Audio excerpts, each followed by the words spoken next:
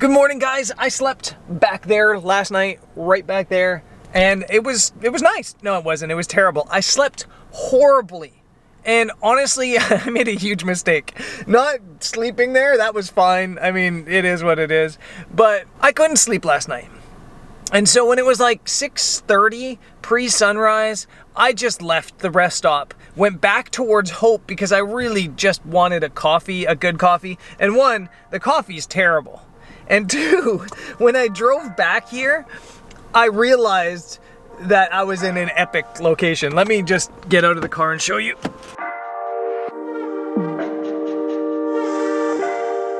Scrambling down, but this place is called Lake of the Woods. Like I said, I didn't know it was here. I literally just stopped at the first rest stop. Look at how beautiful this is. It's just unreal. I could have taken photos here at sunrise, although probably it's just as nice a photo now. So maybe I'll just take one with the video camera.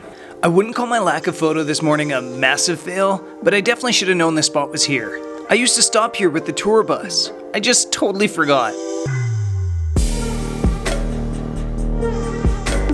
Yeah, just stunning, and I feel like a bit of an idiot.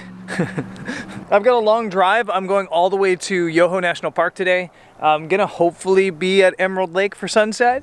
But I'm not all that bothered about this sunrise. I have a guaranteed sure thing location tomorrow morning, and all I have to do is drive about 1,000 kilometers to get to it.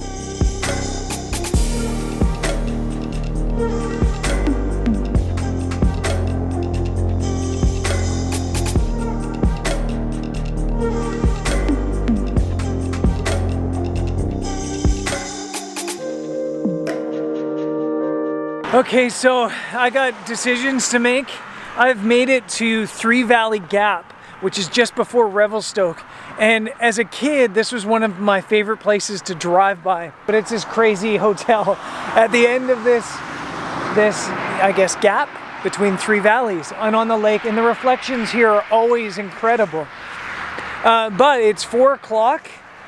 And the reason I have to make a decision is because sunset's 6:45.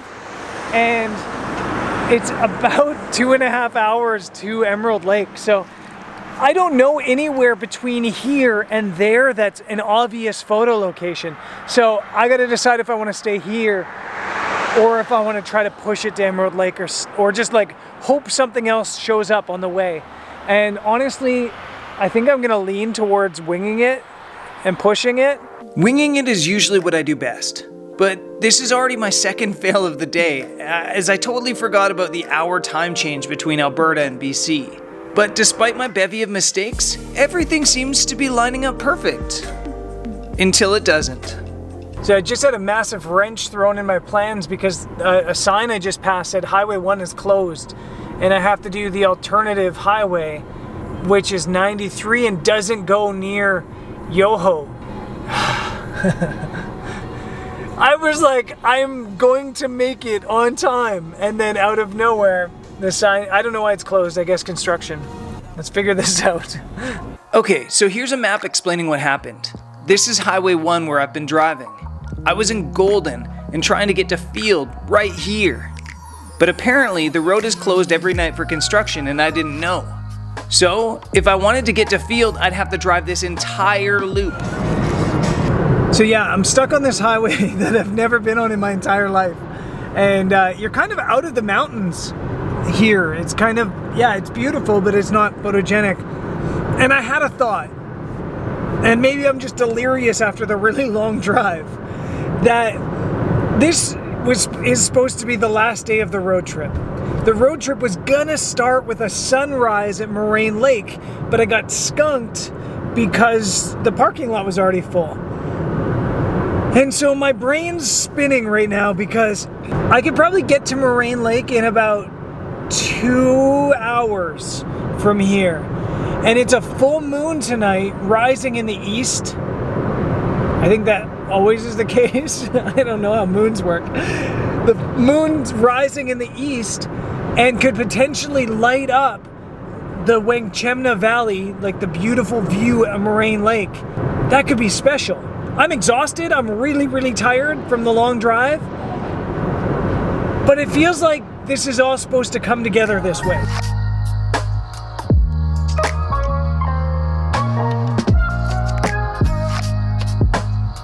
So through sunset and a windy mountain pass full of semi-trucks, I made it to Moraine Lake some 3 hours later. I'm at Moraine Lake, and honestly, I'm exhausted. That was an extra 3 hours drive, and my idea to come here, I don't think it was a terrible idea, but I just didn't get here fast enough. The moon's already too high.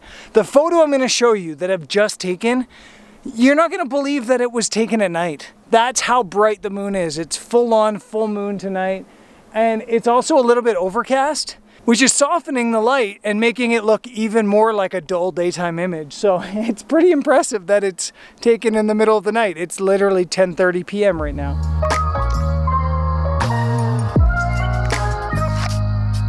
I'm gonna find somewhere to sleep legally in my car. I'll probably have to go back to the highway to do that. And then I'll come back here for sunrise.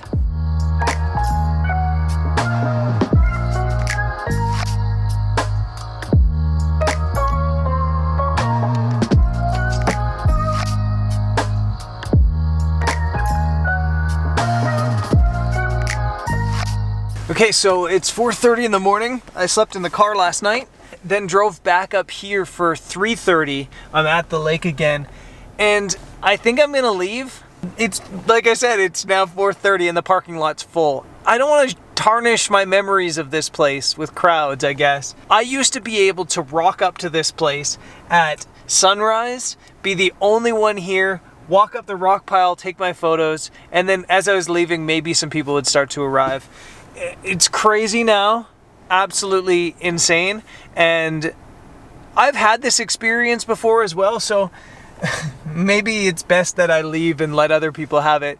I'm gonna go back to my original plan. I'm gonna drive backwards. I'm gonna drive east on the highway towards Yoho National Park and photograph the photo that I was thinking of shooting.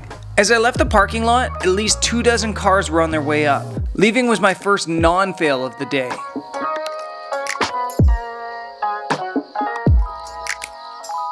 Okay, so I'm in Yoho. That's Cathedral Mountain there, and that's Mount Stephen. They are stunning, but they're also almost impossible to photograph just because there's not a really obvious, photo location for them.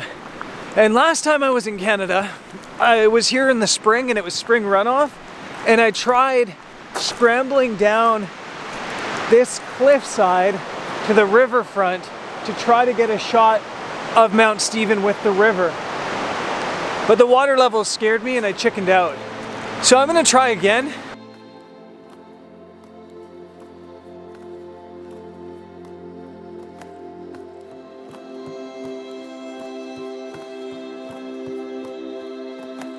Okay, this worked better than I even planned or hoped. I was only guessing based on satellite images that this would be the case. But standing out on the rocks in the river, I have this beautiful line down the river straight at Mount Stephen. And I don't know what the clouds are doing, but it looks like there's a chance I might get a sunrise. There's only 15 minutes until sunrise, so I'm gonna build a composition really quick using some of these rocks in the foreground, but this is perfect.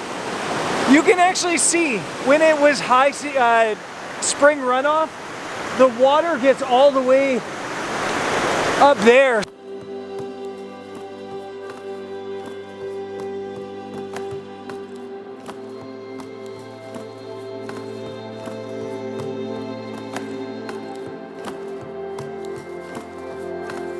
I'm absolutely loving the watercolor right now.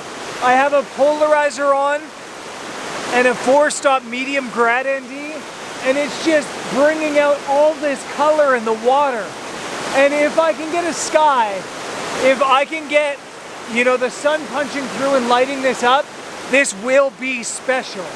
Mornings like this, man. Mornings like this make all the fails feel like victories. This is epic.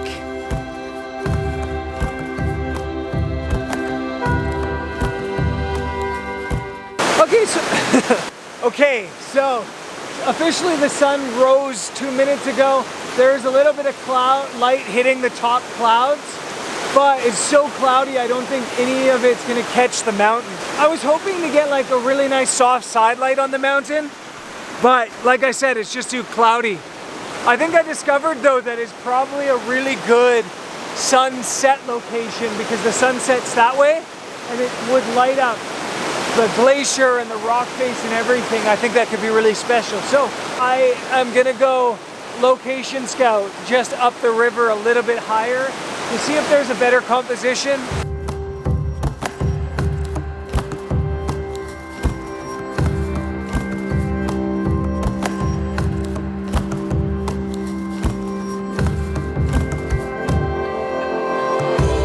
So I came back farther to scout, and it's awesome because you get some really rugged water.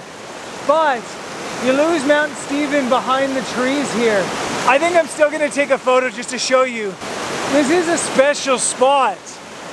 And there's so many special spots like this in the Rockies. You just kind of have to find them.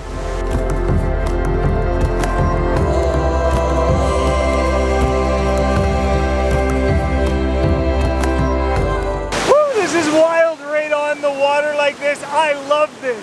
But the composition's a little bit frustrating because you get this beautiful river bend, this curving in the rapids and the curving in the river, and you have the golden fall colors on the right. But then Mount Stephen's just too far off to the left in the frame. It's kind of sad. It's so close to perfect.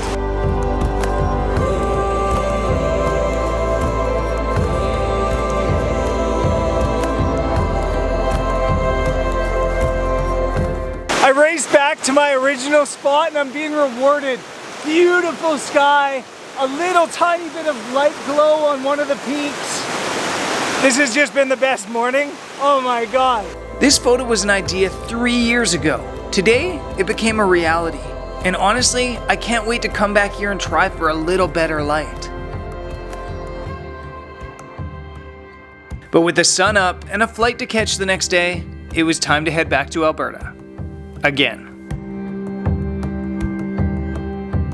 Okay guys, I totally forgot to end this video as I'm editing it now. Over a month later, I'm way behind on these videos. This video was filmed September 28th, I believe. It's now November. There's one more video from Canada with the new R6, and then lots of stuff from Namibia, and then on to Italy. So lots of travel photography coming up. Stay tuned. Peace.